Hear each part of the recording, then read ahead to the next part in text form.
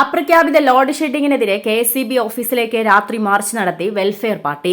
അങ്ങാടിപ്പുറം പഞ്ചായത്ത് കമ്മിറ്റിയുടെ നേതൃത്വത്തിൽ പെരിന്തൽമണ്ണയിലായിരുന്നു പ്രതിഷേധം.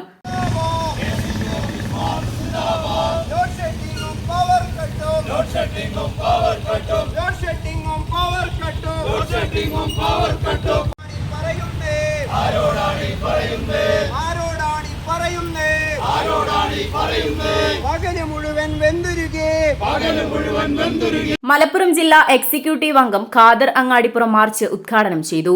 സംസ്ഥാനത്തിന്റെ കാലാവസ്ഥയും വൈദ്യുതി ആവശ്യവും പരിഗണിച്ച് മുൻകരുതൽ നടപടികൾ സ്വീകരിക്കാൻ KSEBയും സർക്കാരും പരാജയപ്പെട്ടതാണ് നിലവിലെ പവർ കട്ടിനും ലോഡ് ഷെഡിങ്ങിനും കാരണമെന്ന് അദ്ദേഹം ആരോപിച്ചു.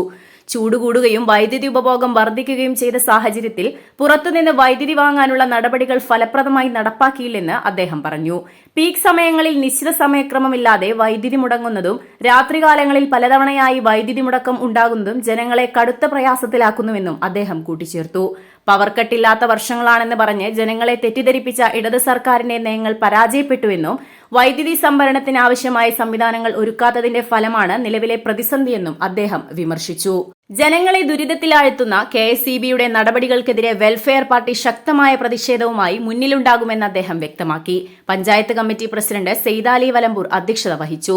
സെക്രട്ടറി ഷിഹാബ് മാസ്റ്റർ, ഗ്രാമപഞ്ചായത്ത് 2ാം വാർഡ് മെമ്പർ രാജേന്ദ്രൻ കോലോത്തൊടി, മണ്ഡലം കമ്മിറ്റി അംഗം നൌഷാദ് അരിപ്ര, ഫ്രറ്റേണിറ്റി മങ്കട മണ്ഡലം പ്രസിഡന്റ് അഷ്ഫാഖ്, സക്കീർ അരിപ്ര എന്നിവർ സംസാരിച്ചു. അഷ്റഫ് അങ്ങാടിപ്പുറം, KT മൊയ്തീൻ, സമദ് അരിപ്ര, റഹീം അരങ്ങത്ത് എന്നിവർ നേതൃത്വം നൽകി. Editor live, Perinthalmanna.